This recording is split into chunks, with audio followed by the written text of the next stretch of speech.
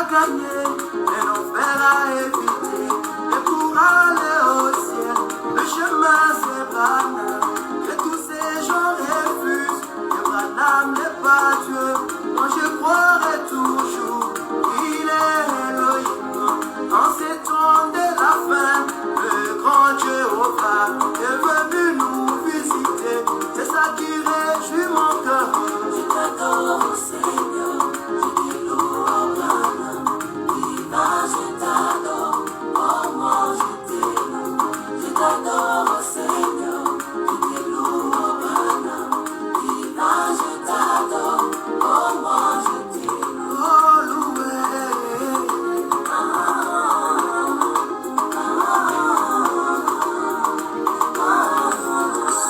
Il m'a été promis vers le coucher du soleil. Bien.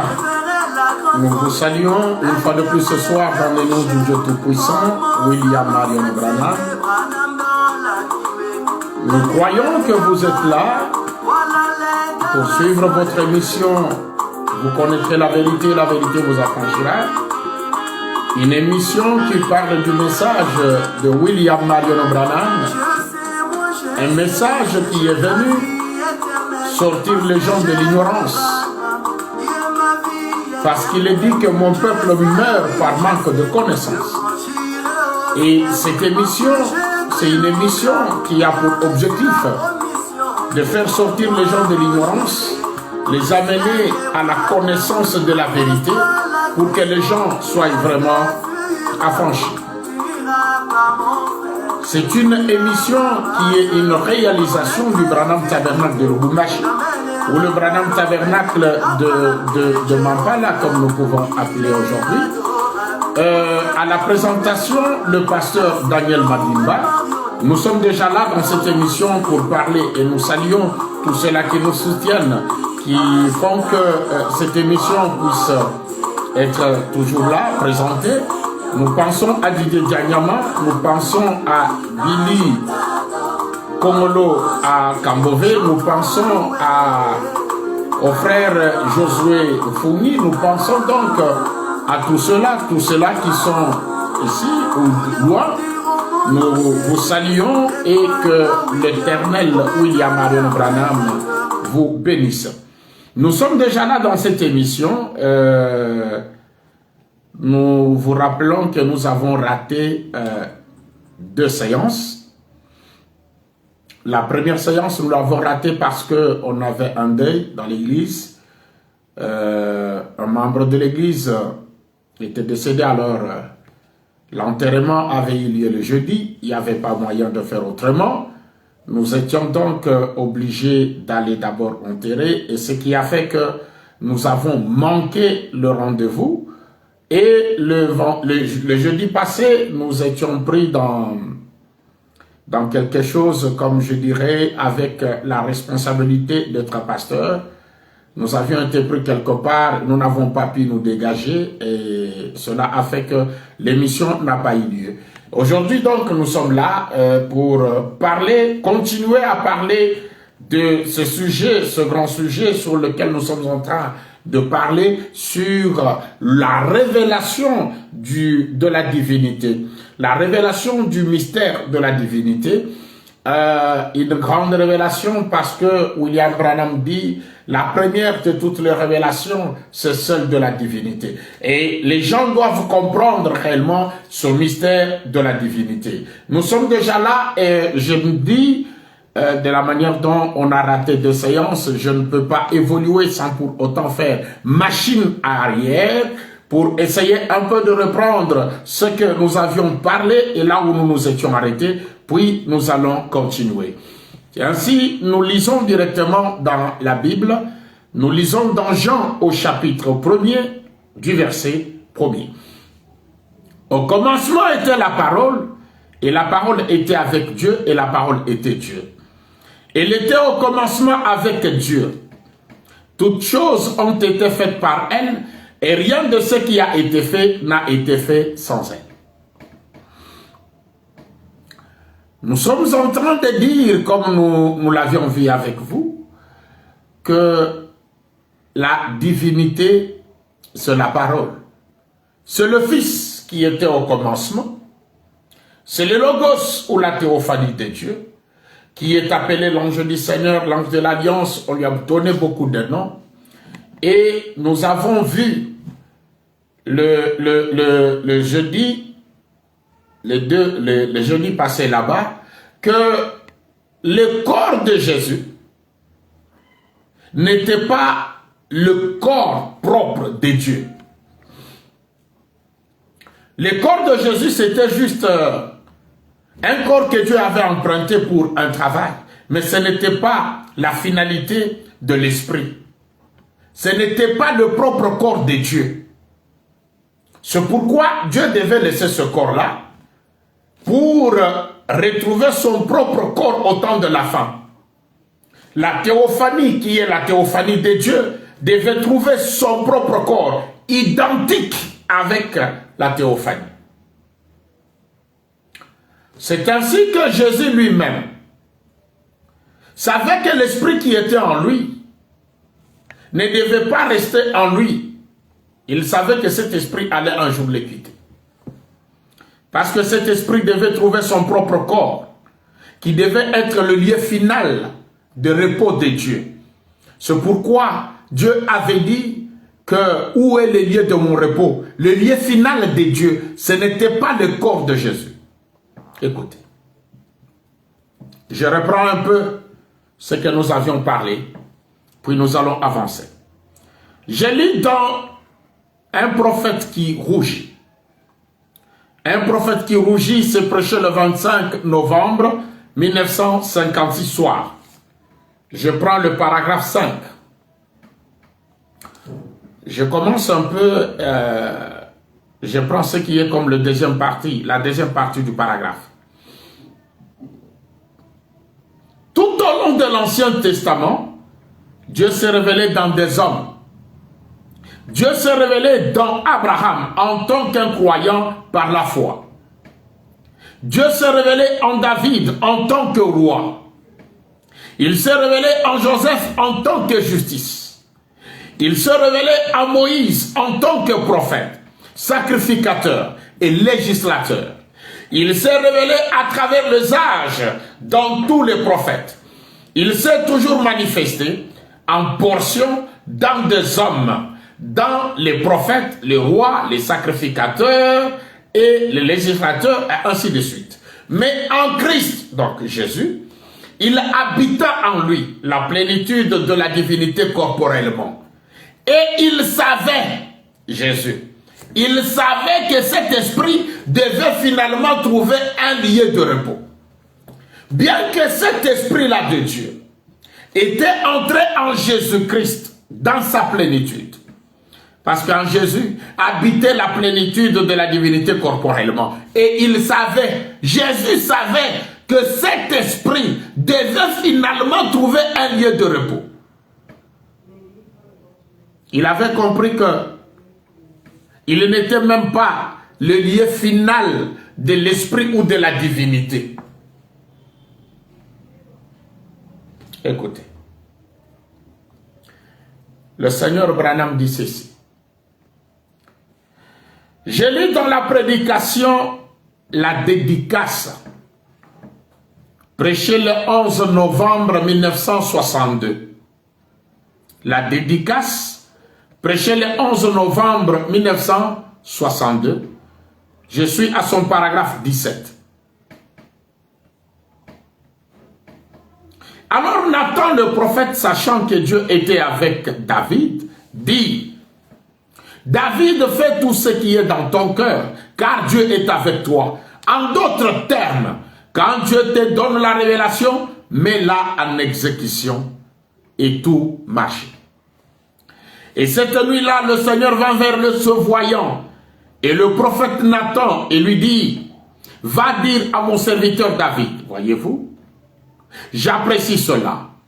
Oh, en d'autres termes, j'apprécie son courage et ses intentions de me construire une maison. Mais il a dit, je n'ai pas habité dans une maison. Je n'ai pas eu de lieu d'habitation. Quand je descends sur la terre pour visiter mon peuple, je n'ai pas de lieu d'habitation. Même depuis que j'ai fait monter Israël, je n'ai ordonné à aucun des juges de me construire une maison de cèdre. Mais j'ai été de tente en tente. Quand Dieu descendait pour visiter son peuple, il habitait de tente en tente. Il entre dans ce corps, puis il quitte. Puis il entre dans un autre corps, puis il quitte. Puis il entre dans un autre corps, puis il quitte. Il était de tente en tente. William Branham dit, n'est-ce pas à peu près là la situation d'aujourd'hui? J'ai été de tente en tente, de demeure en demeure pour rencontrer mon peuple. Paragraphe 36, la même prédication. Bon, lisons maintenant et prenons à partir de la dédicace du temple. Maintenant, allons encore dans Actes au chapitre 7, verset 44, et lisons le passage précité. Étienne, dans son remarquable sermon, pendant qu'il prêchait, dit, Salomon lui construit un temple, parce qu'il a été promis par David, Dieu avait promis à David qu'il construirait le temple. Et Dieu, dans un type auquel l'antitype devrait mettre fin. Le type, ce n'est pas la finalité. C'est l'antitype qui met fin à la chose. Or, vous savez, il est écrit que toutes les anciennes choses, dit la Bible, étaient des types et des ombres. Tout ce qui était dans l'Ancien Testament était des types et des ombres du Nouveau Testament. Et comme toutes les anciennes choses étaient des types et des ombres, Christ Jésus était aussi l'ombre des choses à venir. Étant l'ombre, Jésus n'était pas la finalité. Parce que la finalité, c'est l'antitype. L'antitype met fin au type. Je continue avec la lecture. Tout comme le sacrifice des agneaux à la dédicace était un type de véritable agneau qui viendrait comme sacrifice, tout dans le naturel était le type du spirituel. Et nous trouvons que après que ceci a eu lieu, Étienne en parle, il dit, nos pères ont trouvé grâce devant Dieu et Salomon lui a construit un temple. Mais néanmoins, les Très-Hauts n'habitent pas dans ce qui est fait de mains d'hommes. Comme dit le prophète, le ciel est mon trône, la terre est mon marchepied, et quelle maison me bâtirez-vous? Le ciel est mon trône, la terre est mon marchepied. Et comment pourriez-vous me bâtir une maison pour que j'y habite? Ensuite, comme ce beau Hébreux 10:5, mais tu m'as préparé un corps, montrant que Dieu allait habiter dans un corps. Espace vide sur la bande. Tu m'as préparé. Oh, paragraphe 37. Et quand ce corps avait été offert en sacrifice, quel corps? Le corps de Jésus. Quand ce corps-là avait été offert en sacrifice, l'agneau parfait avait été offert en sacrifice. De là est donc sorti. De ce corps-là qui a été offert en sacrifice, est sorti quoi? L'esprit. Comme nous l'avons lu avec vous, cet esprit n'allait pas demeurer ou rester en Jésus. Jésus savait que cet esprit allait quitter un jour. De là est donc sorti. Dieu vint dans son propre corps qui était son épouse.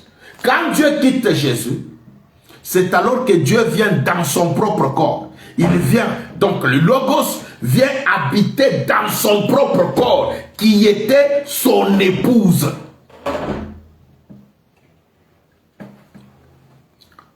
Paragraphe 38. Que fit Dieu? De la même manière que l'arche reposait sur ses propres socles pour le message de ce jour-là, Dieu reposa dans son propre canal, non pas dans une dénomination ou dans un bâtiment fait de main d'homme, mais dans le cœur de l'homme. Il entra dans son lieu le dernier jour. Vous comprenez que Dieu devait entrer dans son propre corps, dans son lieu, dans les derniers jours.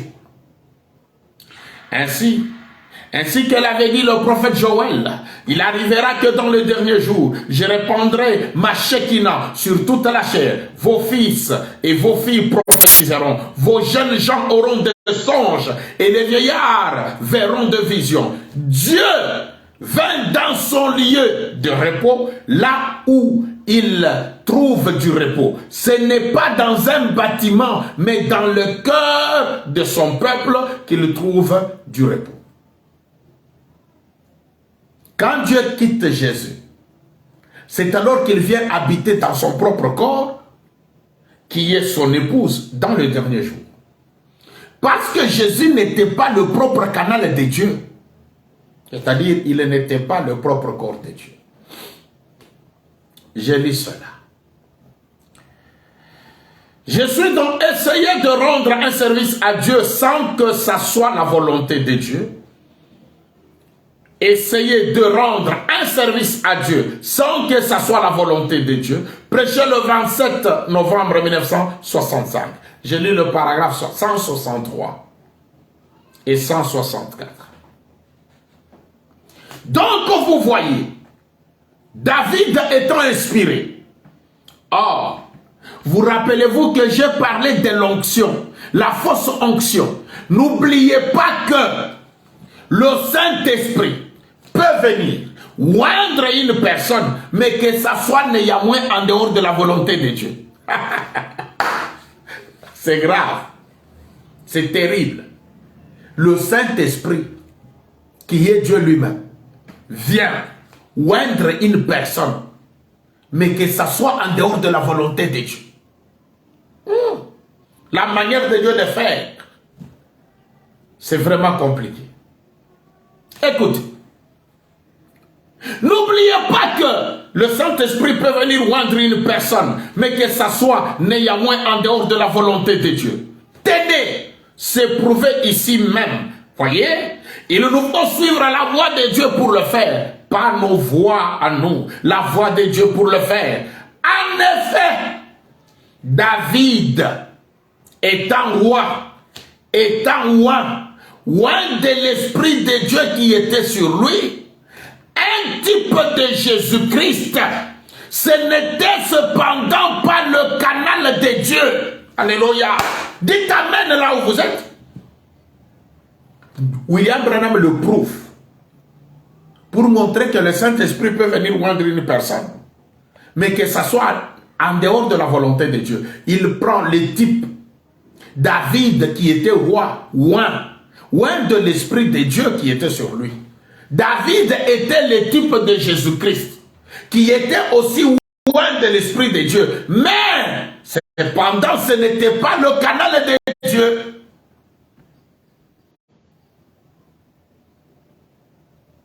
Donc, en oignant Jésus, le Saint-Esprit a fait quelque chose. Dieu a fait quelque chose qui était en dehors de sa volonté. Dites amen. Oh, Jésus est loin, frère, loin de la divinité de Dieu. Mais c'était quelque chose qui était en dehors de la volonté de Dieu. Ce n'était pas la volonté de Dieu. Ce n'était pas le canal de Dieu. Écoutez. Comme je l'ai dit ici que ce n'était pas le canal de Dieu, mais pour tous les autres, les sacrificateurs et autres, ils glorifiaient Dieu et disaient, c'est tellement beau, c'est tellement merveilleux. Paragraphe 164, quant à toute l'assemblée, cela leur semblait bon.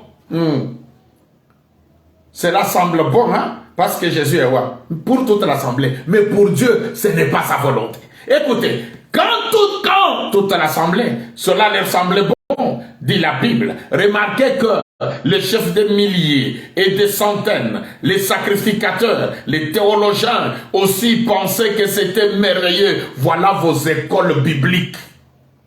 Et tout le reste, les gens trouvent ça merveilleux. Même le peuple tout entier était d'accord. Et les sacrificateurs, ainsi que tous les autres, étaient tous d'accord pour dire que l'onction du roi était véridique. Remarquez, mais Dieu n'avait pas promis de leur révéler sa parole en sa saison. Dieu avait sa voix à lui de révéler sa parole, mais pas à eux. Rappelez-vous, c'était contraire à Dieu.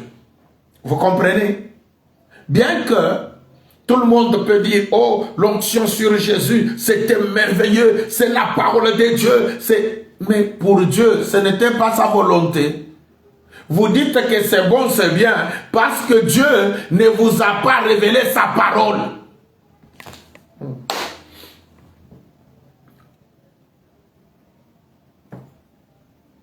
Voilà pourquoi il fallait que Dieu vienne habiter dans son propre canal, dans son propre corps, qui est son Église. Voilà pourquoi aujourd'hui, le corps, l'âme et l'esprit, les trois se sont rassemblés formant un. Mais quand la théophanie était en Jésus, cette théophanie ne ressemblait en rien à Jésus. Il avait juste emprunté un corps. Écoutez, je lis donc qui est ce Melchisédek, puis je vais ajouter quelque chose. Qui est ce Melchisédek? C'est prêché le 21 février 1965. Je lis le paragraphe 96. Remarquez son titre, roi de justice. Hébreux chapitre 7, 2, roi de justice et roi de paix. Il est deux rois. Maintenant, observez Hébreux chapitre 7, 2, roi de justice et aussi roi de paix. Il est deux rois. Là. Or, depuis qu'il est venu dans la chair et que son corps a été enlevé, dans Apocalypse 21, 16, il est appelé roi de rois. Il est tous les trois à la fois. Voyez-vous? Roi Dieu, roi Théophanie, roi Jésus. Il était le roi de rois. Tous se rencontraient comme l'âme, le corps et l'esprit. Tous se finissent par n'en former qu'un. Le corps, qui est aussi roi, la théophanie, qui est roi, et l'esprit qui est roi. Les trois se rassemblent et forment un seul. Mais quand cela était en Jésus, la théophanie était en Jésus, ça ne pouvait pas former un seul. Par exemple, on enseigne la même prédication. Il était aussi le Père qui était en premier, le Fils et le Saint-Esprit, roi de justice, la tribu esprit, la théophanie, roi de paix, la théophanie, et dans la chair, il était le roi de rois, la même personne. Je vais ajouter quelque chose pour dire, il est écrit, tu n'as voulu ni sacrifice ni offrande. Tu n'as voulu ni sacrifice ni offrande, mais tu m'as formé un corps. Pour que le propre corps de Dieu vienne sur la terre. Dieu n'a pas voulu qu'on puisse lui offrir ni sacrifice ni offrande, mais il avait seulement formé ce corps.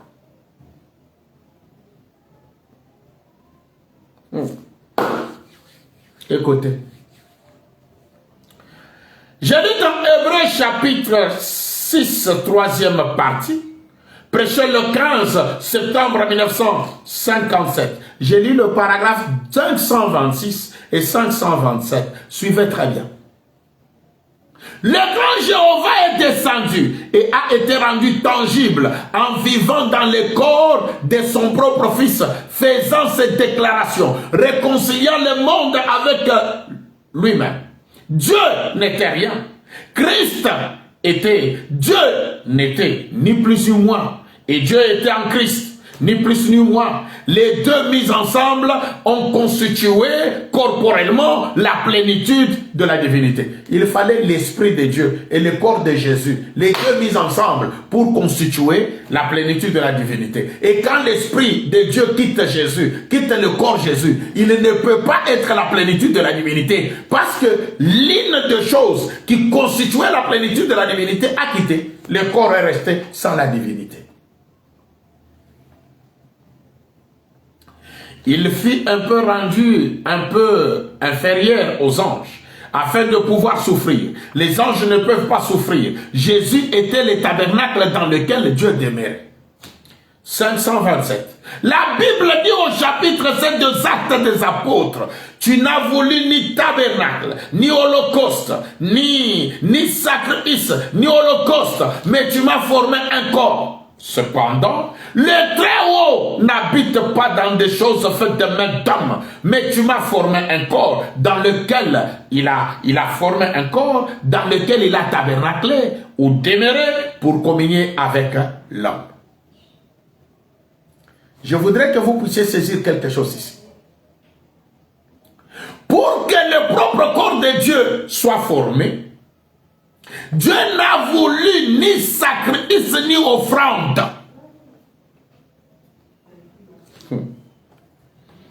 Écoutez.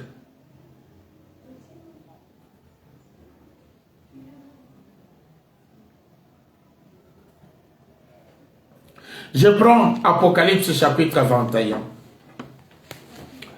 Je commence au premier verset. Puis je vis un nouveau ciel et une nouvelle terre, car le premier ciel et la première terre avaient disparu, et la mer n'était plus. Et je vis descendre du ciel d'auprès de Dieu la ville sainte, la nouvelle Jérusalem, préparée comme une épouse qui s'est préparée pour son époux. Et j'ai entendu du trône une forte voix qui disait, voici le tabernacle de Dieu avec les hommes. Il habitera avec eux et ils seront son peuple. Et Dieu lui-même sera avec eux. Il essuiera toute larme de leurs yeux et la mort ne sera plus. Il n'y aura plus ni deuil, ni cri, ni douleur, car les premières choses ont disparu.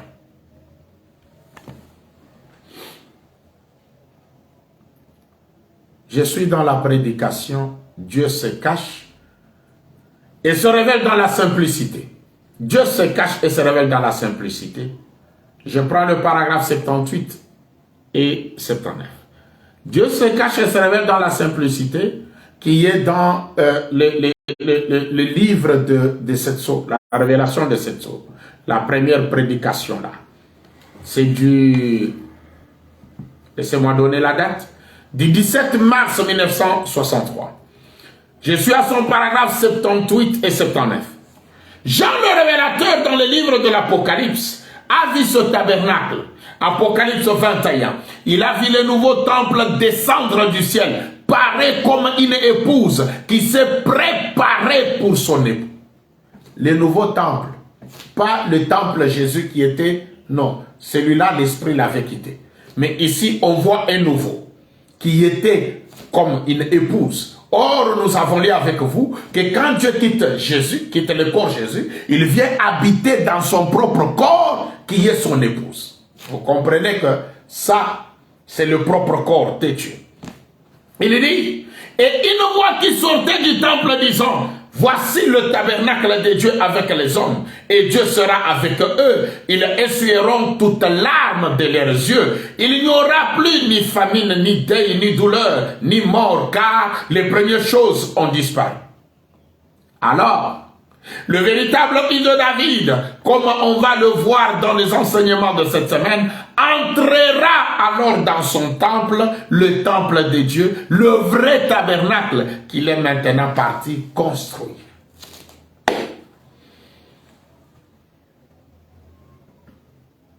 Écoutez, je suis dans l'exposé de cet âge de l'Église. À la page 308, à la partie de ce qui est comme le la quatrième partie, parce qu'il n'y a pas de paragraphe dans l'exposé. Apocalypse 21, 1 à 4. Puis je vis un nouveau ciel et une nouvelle terre, car le premier ciel et la première terre avaient disparu, et la mer n'était plus. Et moi, Jean, j'ai vu descendre du ciel d'auprès de Dieu la ville sainte, la nouvelle Jérusalem, préparée comme une épouse qui s'est parée pour son époux. Et j'ai entendu du ciel une porte-voix qui disait, voici le tabernacle de Dieu avec les hommes. Il habitera avec eux et ils seront son peuple et Dieu lui-même sera avec eux et sera leur Dieu. Il essuiera toute larme de leurs yeux et la mort ne sera plus. Il n'y aura plus ni deuil, ni cri, ni douleur, car les premières choses ont disparu. Comme ce merveilleux, toutes les merveilleuses promesses de Dieu seront accomplies. Ça sera terminé. Le changement aura été accompli. L'agneau et son épouse, définitivement installés dans toute la perfection de Dieu. D'écrire cela, qui pourrait le faire? Personne. Y penser, en rêver, lire ce que la parole en dit. Bien sûr, nous pouvons faire tout cela. Pourtant, nous ne pouvons en connaître qu'une partie infinitésimale, jusqu'au moment où tout cela deviendra une réalité dans la première résurrection. Quand les gens lisent ça, ils ne pouvaient pas comprendre. William Branham dit, pour comprendre cela, il fallait que toute la chose devienne une réalité. Et dans ce dernier jour, la chose est devenue la réalité. Écoutez. J'ai dit, dans quelle maison me bâtirez-vous?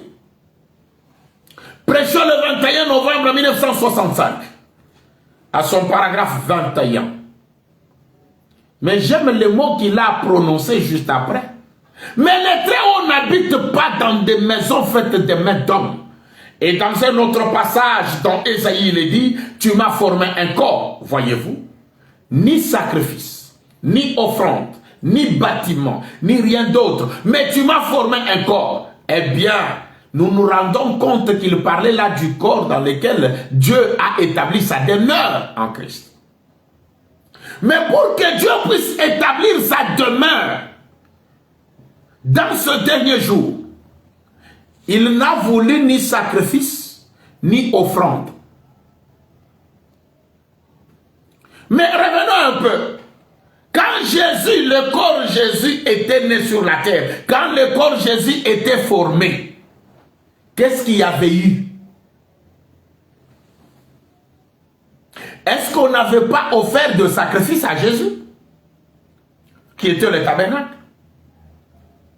Or, le véritable tabernacle, quand il vient sur la terre, Dieu ne veut ni sacrifice ni offrande.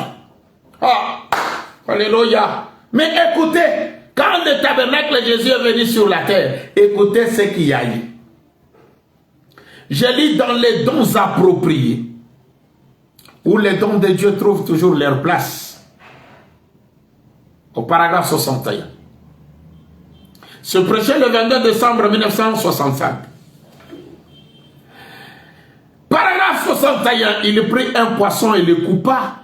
Eh bien, nous savons qu'il avait bel et bien créé ce poisson au commencement. Il avait bel et bien créé ce pain au commencement. Mais il a pris ce poisson et l'a coupé. C'était un poisson vivant. Il était à ce moment-là bouilli ou frit. Chaque fois qu'il le coupait, peu importe comment il était cuit, bouilli ou frit, il repoussait à la même minute, même où Jésus le coupait, un autre poisson bouilli ou frit. N'est-ce pas merveilleux? Cela montrait qu'il n'était rien d'autre que Jéhovah. Amen. Il était le créateur qui pouvait prendre sa propre création et par sa création exprimer qui il était. Alléluia! Cela prouva qu'il était ce qu'il était. Il était la divinité. Ainsi, l'or lui convenait dans l'offrande à sa naissance. Quand Jésus, que les gens disent qu'il était le corps de Dieu, a été né, les mages ont amené l'or qui était un sacrifice pour la naissance de Jésus. Il était la divinité faite chair. Mais néanmoins, on lui a amené quoi? L'offrande de l'or. Or, Dieu dit dans Hébreux chapitre 7 que quand son propre corps doit naître sur la terre, quand son propre corps vient sur la terre, Dieu dit, il n'a voulu ni sacrifice, ni offrande. Alléluia. Mais maintenant ici, quand Jésus est né, quand le corps de Jésus vient sur la terre, il y a l'offrande d'or qu'on lui accorde. Vous comprenez? Parce qu'il n'était pas le propre corps de Dieu. Je continue. Paragraphe 69, la même prédication. Maintenant, l'encens. L'encens, nous voulons aborder cela rapidement. L'encens est l'offrande du service à Jéhovah. Maintenant, si vous voulez noter ce passage des Écritures, il s'agit de Lévitique 2, Lévitique chapitre 2, verset 2, et Lévitique 16, verset 6 à 15. Nous voyons que c'est l'ordre du sacerdoce pour offrir une offrande à Jéhovah. Lorsqu'on présentait une offrande, elle devait être présentée étant mélangée avec de l'encens comme offrande pour les péchés. Ah, on n'avait pas seulement offert une offrande à Jésus, hein? On a offert l'offrande de l'or, puis une deuxième offrande de l'encens. Or, quand le propre corps de Dieu vient sur la terre, il est dit, Dieu n'a voulu ni sacrifice, ni offrande, ni holocauste, papa.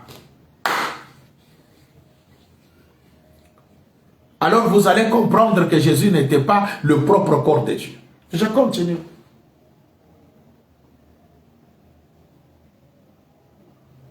On lui a offert de l'or comme sacrifice. On lui a offert de l'encens comme sacrifice. On prenait différentes choses et on les mélangeait.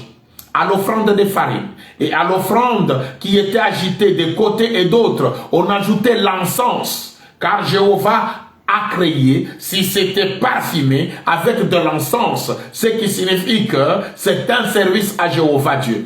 Et maintenant, nous voyons qu'il était la divinité. Ils lui ont apporté de l'encens. Ces mages ont apporté à Jésus de l'encens, ce qui était un type montrant qu'il était au service de Jéhovah. Jésus est le serviteur de Jéhovah. Oh, le message de Branham, c'est pour... Cette émission a pour objectif chasser l'ignorance. Les gens ignorent que quand le propre corps de Dieu vient, selon Hébreux chapitre 7, deuxième partie, comme nous l'avons lu, Dieu n'a voulu ni sacrifice, ni offrande. Mais à la venue de Jésus, on a amené un sacrifice de l'or et le sacrifice de l'encens.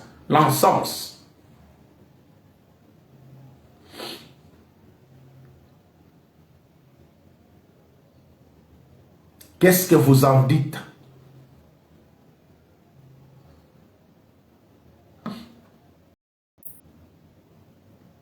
Voilà ce qui montre que Jésus n'était pas le corps dont il est parlé. Quand Dieu a dit, tu n'as voulu ni sacrifice ni offrande, mais tu m'as formé un corps.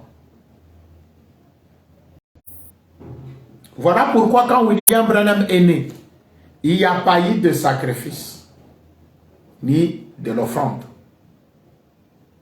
Mais Dieu s'est formé un corps. Écoutez comment il appelle ce corps. Je suis dans l'arène de Séba. Non, je lis d'abord dans les noces de l'agneau. Je lis dans les noces de l'agneau, prêché le 21 janvier 1962. À son paragraphe 59. Mais avez-vous déjà compris ce que doit faire la vraie Église? Dans l'Ancien Testament, quand on offrait le sacrifice, on tuait un oiseau et on mettait le sang de l'un compagnon mort sur l'autre, et il s'envolait d'un bout à l'autre de la terre, répandant le sang de son compagnon mort. Quand l'Église deviendra la vraie épouse de Jésus-Christ, elle portera le sang de Jésus-Christ sur elle, en l'aspergeant sur la terre, criant « Saint, Saint, Saint » à l'Éternel. L'atmosphère autour d'elle, chacune de ses particules sera de Dieu. Toute sa constitution sera de Dieu. Ne vous attendez à rien d'autre. Chacune de ces particules. Donc, chaque partie du corps de Branham sera de Dieu. Toute sa constitution sera de Dieu. Ne vous attendez à rien d'autre. Donc, la manière dont Branham est constitué, là, depuis ses cheveux jusqu'à l'orteil, c'est Dieu.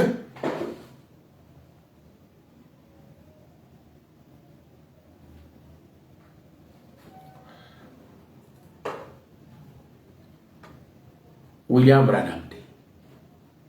Écoutez comment ce corps est constitué. Voilà pourquoi ce corps a commencé même à... Écoutez, il dit des choses extraordinaires. Écoutez. Je lis dans la Reine de Séba, prêché le 7 janvier 1958, à son paragraphe 10. Il a dit, ils ne le comprendront probablement pas. Pendant que vous parliez depuis l'estrade, vous aurez peut-être à sceller votre témoignage un jour de votre sang. Et alors, on s'apercevra de ces choses. Et les gens diront, eh bien, nous n'avions jamais su cela. Ça sera peut-être la fin. Je sais bien moi-même, en tant que croyant chrétien, que cela viendra vraiment de Dieu. Et aucune fois, je n'ai vu cela faillir. C'est quelqu'un qui parle à Branham qui dit, tout ce que tu as fait ici, les gens n'ont pas encore compris cela. Tout ce que tu as dit sur l'estrade, tout ce que tu as fait, peut-être un jour, tu vas sceller ton témoignage un jour de ton sang. Alors, quand tu vas mourir et partir, c'est alors que les gens s'apercevront de ces choses. Et les gens diront, eh bien, nous n'avions jamais su cela. Ils ne pouvaient pas le savoir. Il a dit que même moi, cette personne l'a dit à Branham, je sais bien moi-même en tant que croyant chrétien que cela vient vraiment de Dieu. Tout ce que tu fais vient de Dieu. Et de voir même cette photo, lorsque j'étais encore un petit garçon, ça c'est Branham qui parle, hein, alors que je n'avais même pas 3 ans, suivez bien, alors que je n'avais même pas 3 ans, je pense que j'avais environ 18 mois. Vous direz, frère Branham, vous n'avez pas vu, ou plutôt, vous ne pouvez pas en avoir encore des souvenirs. Toi, Branham, tu peux te souvenir des choses qui se sont passées, qui se sont faites, alors que tu avais 18 mois. Pourquoi ils ne pouvaient pas comprendre? Parce qu'ils n'ont pas compris que le corps de Branham, toute sa constitution sera de Dieu. Qui est cet enfant de 18 mois qui peut se souvenir des choses qu'il a faites à 18 mois? William K. Et écoutez, paragraphe 11, quand ils disent, vous diriez, frère Branham, vous n'avez pas vu, ou plutôt vous ne pouvez pas en avoir encore des souvenirs. William Branham leur dit, si je me souviens, lorsque cela m'a parlé, alors que j'étais un petit garçon, et tout au long de ma vie, j'ai décrit cela des années avant qu'on en ait pris la photo. Et maintenant, ils en ont 3 photos officielles, l'une de l'Allemagne, et 2 autres des États-Unis, 2 photos de l'ange du Seigneur que les hommes de science de l'Allemagne et ceux des États-Unis ont marqué de leur sceau pour attester que c'est un être surnaturel, décrivant très exactement cette colonne de feu. Ah, là où vous voulez nier, lui vous affirme qu'il s'en souvient. Il a même dit qu'il a vu une vision alors qu'il était encore dans le ventre de sa mère. Il se souvient de ça. C'est pour dire que ça, c'est un corps extraordinaire. Le propre corps de Dieu. Écoutez.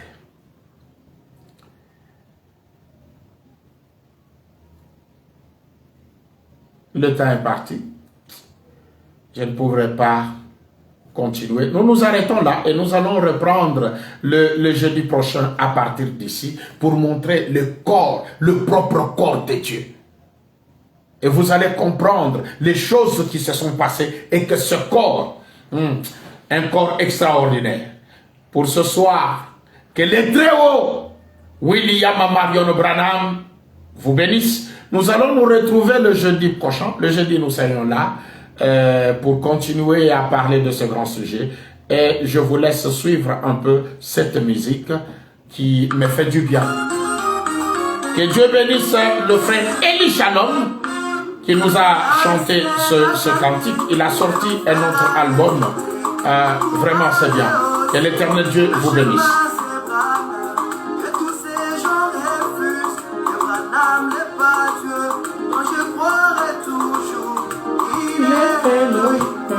En ce temps de la fin.